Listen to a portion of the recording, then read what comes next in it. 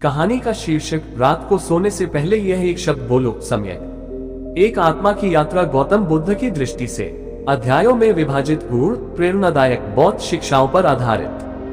भूमिका, ये कहानी उस व्यक्ति की है जो जीवन की आपाधापी में सुख की तलाश में भटकता रहा, पर जब उसने रात को सोने से पहले केवल एक शब्द बोलना शुरू किया सम्यक, तो उसका समूचा जीवन परिवर्तित हो गया।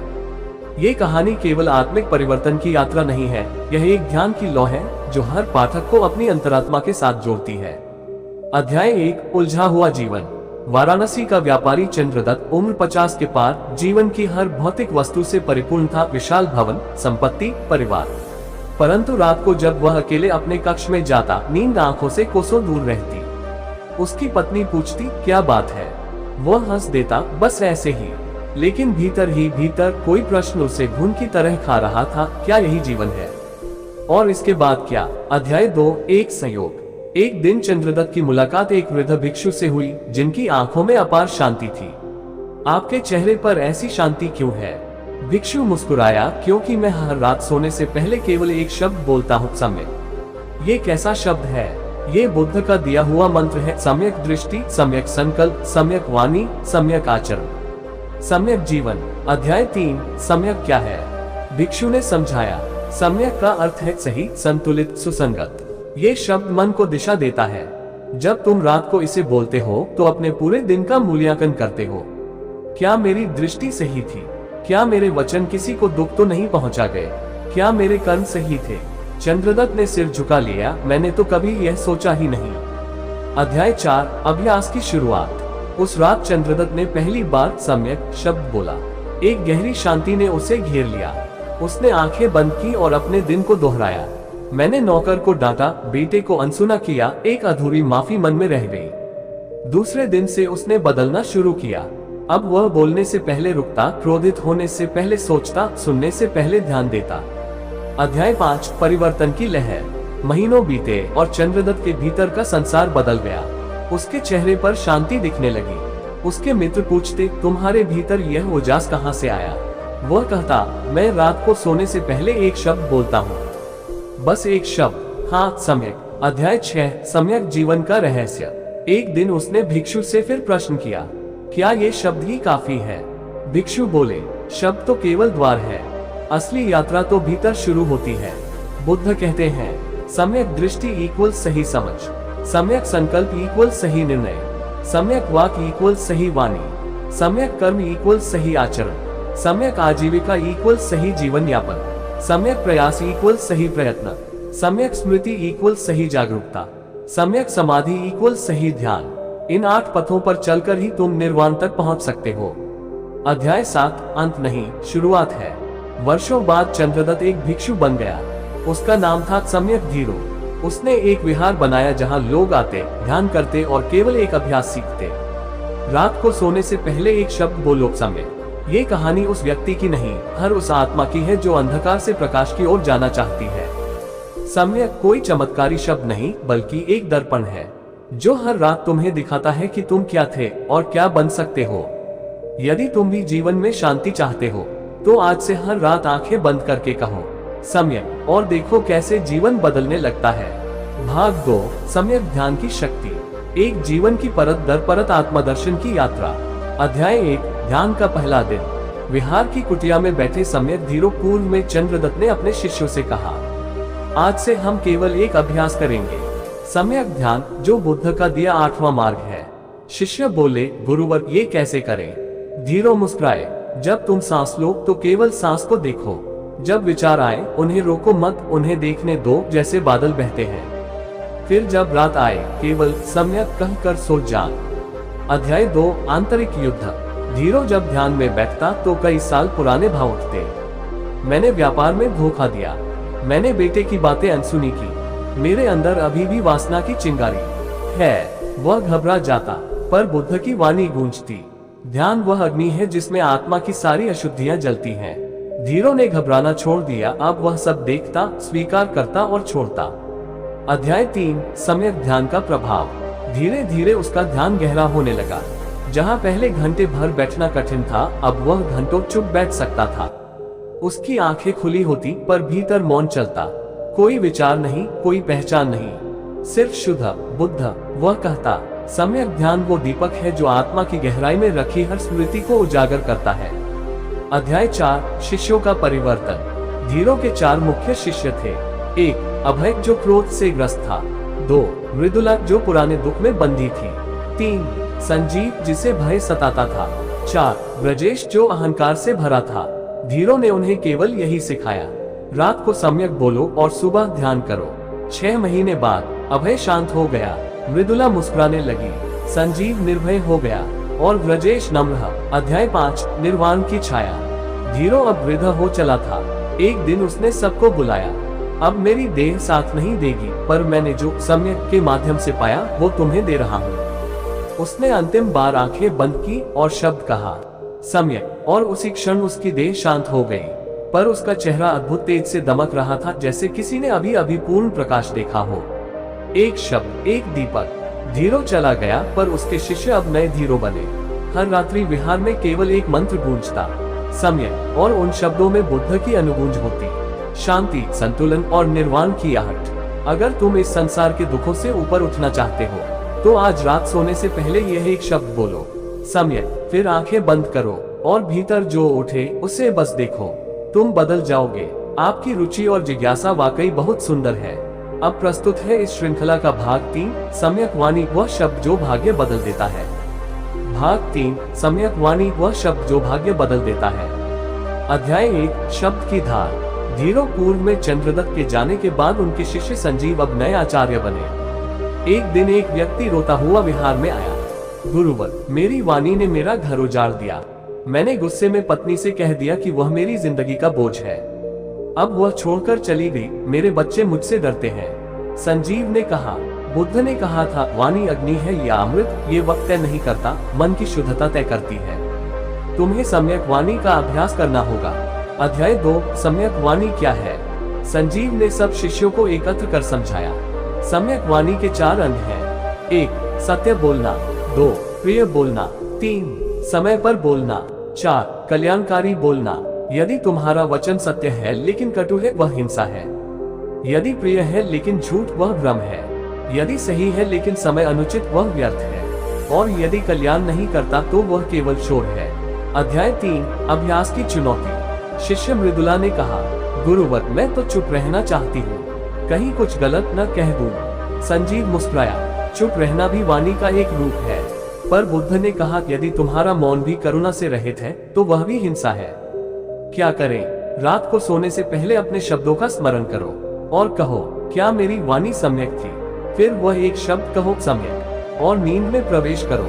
अध्याय 4, वाणी का तप। विहार में अब नया नियम लागू हुआ।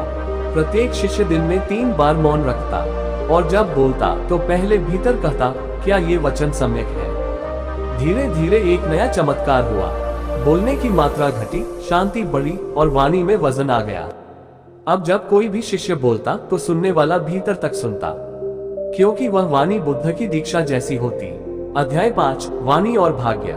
संजीव ने एक दिन कथा सुनाई। एक समय एक ब्राह्मण ने बुद्ध से पूछा, क्या मेरा भाग्य मेरे जन्म से तय है? बुद्ध बोले, नहीं, भाग्य उस क्षण तय होता है जब तुम क्रोध में कुछ कहकर किसी का हृदय तोड़ते हो और फिर पश्चाताप में जलते हो।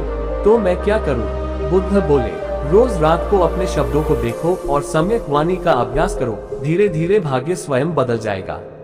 अध्याय 6, जीवन में नई ध्वनि। अब विहार में नए नियम बने। 1, दिन की शुरुआत मौन से। 2, दिन के मध्य प्रिय संवाद से। 3, रात को सम्यक स्मृति और सम्यक शब्द के उच्चारण से। धीरे धीरे लोगों की जिंदगी बदलने लगी। घर घर में शांति फैली, क्योंकि विहार से निकले लोग सत्यप्रिय, मधुर और शांत थे। अध्याय 7, अंतिम संदेश। संजीव अब वृद्ध हो चुके थे। उन्होंने अंतिम सभा में कहा, अब मैं भी धीरों की राह पर चलने जा रहा हूँ, पर याद रखो, जो शब्द तुम दूसरों से कहते हो वही ब्रह्मांड तुम्हें लौटाता है। इसलिए आज से रात को सोने से पहले पूछो, क्या मेरी वाणी सम्यक थी? और फिर कहो, सम्यक। फिर देखो कैसे तुम्हारी आत्मा का भाग्य बदलता है। वाणी ब्रह्मांड की पहली लहर। ये संसार ध्वनि से बना है। तुम्हारा हर शब्द एक बीज है, या तो वह फूल देगा या कांटे। ये तुम्हारी वाणी की सम्यक दृष्टि पर निर्भर है। यदि जीवन को बदलना चाहते हो, आज से एक संकल्प लो, मैं बोलूंगा पर सम्यक वाणी से, और हर रात एक शब्द से आत्मा को स्पर्श करूंगा। सम्यक, आपके आग्रह ने इस श्रृंखला को एक ध्यान यात्रा में बदल दिया है। अब प्रस्तुत है भाग 4, सम्यक स्मृति, जब हर क्षण दिव्य बन जाता है। एक साधक की चेतना जागरण की कथा, बुद्ध की शिक्षाओं पर आधारित। अध्याय 1, स्मृति की गहराई। शिष्य अभय अब संजीव के उत्तराधिकारी बने। एक दिन एक युवा साधक ने पूछा, गुरुवर, मेरी साधना टूट जाती है, मन कहीं टिकता ही नहीं। ध्यान में बैठता हूँ तो कभी अतीत आ जाता है, कभी भविष्य की चिंता। क्या करें? अभय बोले, तुम्हारे भीतर सम्यक स्मृति जागृत नहीं हुई। बुद्ध कहते हैं, जो वर्तमान में पूरी तरह उपस्थित नहीं है वह जीवित नहीं है, वह केवल चलता शव है। अध्याय 2, क्या है सम्यक स्मृति? अभय ने सब शिष्यों को बुलाकर समझाया। सम्यक स्मृति का अर्थ है हर क्षण में, हर श्वास में, हर विचार में जागरूक रहना। बुद्ध कहते हैं, जब तुम खाते हो तो केवल खाना ही देखो, जब चलो तो केवल चलना ही हो, जब बोलो तो केवल वाणी ही हो। जिस क्षण तुम पूरी तरह जागे हो वही क्षण दिव्य है, वही क्षण बुद्धत्व है। अध्याय 3, एक दिन की परीक्षा। अभय ने सबको एक दिन का प्रयोग दिया। कल सूर्योदय से सूर्यास्त तक कोई भी भूत या भविष्य के विचार में न जाए, केवल वर्तमान को जिए, हर क्रिया में सम्यक स्मृति बनाए रखें। सुबह सब उत्साहित थे, लेकिन दोपहर तक अधिकांश थक गए। किसी ने कहा, जब खाना खा रहा था मन पुराने झगड़े में चला गया। दूसरे ने कहा, मैं चल तो रहा था पर मन कल्पनाओं में उड़ रहा था। अभय मुस्कुराए, यही है मन की प्रकृति और यही है साधना, बार बार वर्तमान में लौटाना। अध्याय 4, सम्यक स्मृति का अभ्यास। अब विहार में नया नियम बना। हर घंटे घंटी बजती और सब कहते, मैं जाग रहा हूँ, मैं इस क्षण में हूँ। धीरे धीरे यह अभ्यास जीवन में रचने लगा। रात को एक अभ्यास होता, हर शिष्य अपने दिन को दोहराता। कब मैं भटका, कब मैं जागा, कब मैं यंत्रवत हो गया। फिर अंत में कहता, सम्यक, और नींद एक ध्यान जैसी हो जाती। अध्याय 5, स्मृति से मोक्ष तक। एक बार एक राजा आया, गुरुवर, मैं राजमहल में हूँ पर भीतर शांति नहीं। कभी युद्ध की चिंता, कभी सत्ता का भय, कभी मृत्यु का डर। मैं ध्यान करना चाहता हूँ पर समय नहीं है। अभय बोले, तुम्हें गुफा में जाने की जरूरत नहीं, बस हर क्षण में स्मृति जागृत रखो। जब हस्ताक्षर करो जाग कर करो, जब भोजन लो चेतना से लो, जब बात करो सम्यक बोलो। तुम्हारा महल ही तपोवन बन जाएगा। राजा रो पड़ा, अब समझा, ध्यान बाहर नहीं भीतर का विज्ञान है। अध्याय 6, आत्मज्योति की झलक। वर्षों बीते, शिष्य मृदुला अब विहार की मुख्य साधिका बनी। एक रात वह ध्यान में बैठी थी और अचानक कुछ हुआ। श्वास थम सी गई, विचार शून्य, समस्त अस्तित्व जैसे मौन में डूब गया।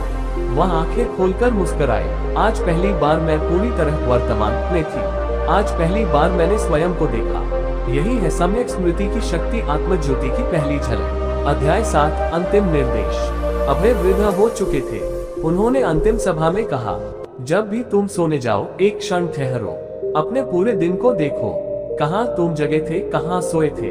फिर एक शब्द कहो, सम्यक, और इस स्मृति के साथ नींद को तब बना दो। यही अभ्यास तुम्हें बुद्ध बना देगा। उपसंहार, हर क्षण एक द्वार है। हम भागते रहते हैं भविष्य की ओर, जुड़े रहते हैं अतीत की जंजीरों से, पर जो अभी है वही एकमात्र द्वार है, बुद्धत्व का द्वार। आज रात जब तुम सोने जाओ, अपने पूरे दिन को स्मृति से देखो और कहो, सम्यक, फिर देखो नींद भी ध्यान बन जाती है। भाग 5, सम्यक संकल्प, इच्छाओं से मुक्ति की ओर। गौतम बुद्ध की शिक्षाओं पर आधारित आत्म परिवर्तन की एक गूढ़ कथा। अध्याय 1, इच्छा की ज्वाला। शिष्य ब्रजेश अब तपस्वी बन चुके थे। एक दिन उन्होंने ध्यान के मध्य स्वयं को कहते सुना, काश लोग मेरी साधना की प्रशंसा करें। वह चौंक गए। मन तो तपस्वी बन चुका था, पर भीतर अब भी इच्छा थी मान, यश, आदर की। उन्होंने ध्यान रोका और स्वयं से कहा, मैं तो केवल सम्यक मार्ग पर चल रहा हूँ, तो फिर यह इच्छा क्यों? अध्याय 2, बुद्ध का वचन। ब्रजेश ने ग्रंथ खोले और बुद्ध का वचन पढ़ा। जिसके मन में इच्छा है वह भटकेगा, जिसके मन में संकल्प है वह जागेगा। उन्होंने अंतर किया, इच्छा फल चाहती है, संकल्प मार्ग को पकड़ता है। इच्छा कहती है मैं क्या पाऊं, संकल्प कहता है मैं क्या बनूं, और सम्यक संकल्प वह होता है जो आत्मा को ऊपर उठाता है। अध्याय 3, संकल्प का निर्माण।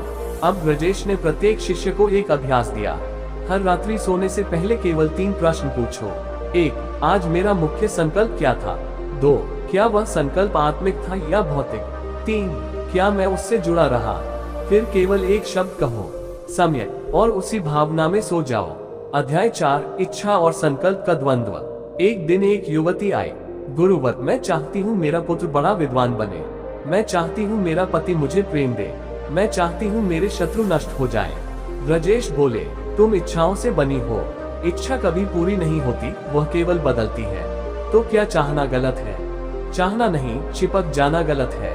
तुम्हारे सारे दुख इस बात से हैं कि तुम होना चाहिए में जीती हो, ना कि जो है में। अब संकल्प लो, मैं केवल कर्तव्य निभाऊंगी, फल की इच्छा त्यागूंगी। रात को एक वचन दो, सम्यक, फिर देखो इच्छा जल जाएगी, आत्मा उज्जवल हो जाएगी। अध्याय 5, सम्यक संकल्प की परीक्षा। अब बिहार में एक नई साधना प्रारंभ हुई। हर शिष्य को 1 महीने तक केवल एक संकल्प लेना था, जैसे मैं हर दिन शांत रहूंगा, मैं सत्य बोलूंगा, मैं किसी की निंदा नहीं करूंगा, मैं भोजन सजगता से लूंगा। फिर प्रत्येक दिन सोने से पहले अपने संकल्प को देखते, मैं उससे डिगा या डटा, और अंत में कहते, सम्यक। अध्याय 6, परिवर्तन की छाया। धीरे धीरे आश्रम बदलने लगा। लोग अब न किसी से अपेक्षा करते, न परिणाम की चिंता, सभी केवल अपने संकल्प में टिके रहते। जब राजा ने पूछा, तुम सब इतने शांत कैसे हो, तो ब्रजेश ने कहा, हमने इच्छा छोड़ी नहीं है, बस उसे संकल्प में बदल दिया है। अध्याय 7, अंतिम दिन। ब्रजेश अब प्रौढ़ हो चुके थे। उन्होंने अंतिम दिन कहा, जीवन का सार केवल इतना है, हर रात को आत्मा को 2 बातें दो। एक संकल्प आत्मिक, 2 एक शब्द समय। ये 2 दीपक हर अंधकार को मिटा देंगे। फिर उन्होंने मौन होकर आंखें मूंद ली और अंतिम बार कहा, सम्यक, और एक आत्मा फिर मुक्त हो गई। उपसंहार, इच्छा की राख, संकल्प का दीप। जब तक जीवन केवल मुझे क्या मिलेगा में अटका है, तब तक तुम संसार में भटकते रहोगे। जिस दिन तुम केवल ये कहो, मैं क्या दूं, उस दिन से तुम बुद्ध की ओर बढ़ चलोगे। आज रात एक छोटा सा संकल्प लो, न आत्मा के लिए, न भगवान के लिए, सिर्फ स्वयं को निर्मल बनाने के लिए। फिर एक शब्द कहो, सम्यक, फिर नींद नहीं आएगी, एक मौन जागरण होगा।